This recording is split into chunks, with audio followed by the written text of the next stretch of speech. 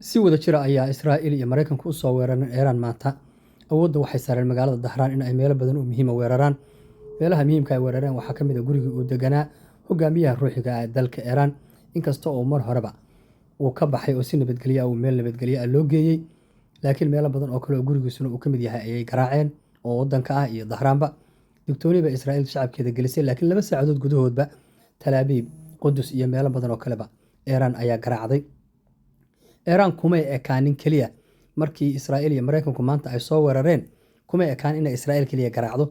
Waxay garaacday saldhigyada meelaha uu ku lahaa wadamadii khaliijka ee saldhigyada ku lahaa sida Imaaraadka, Bahrain iyo Qatar.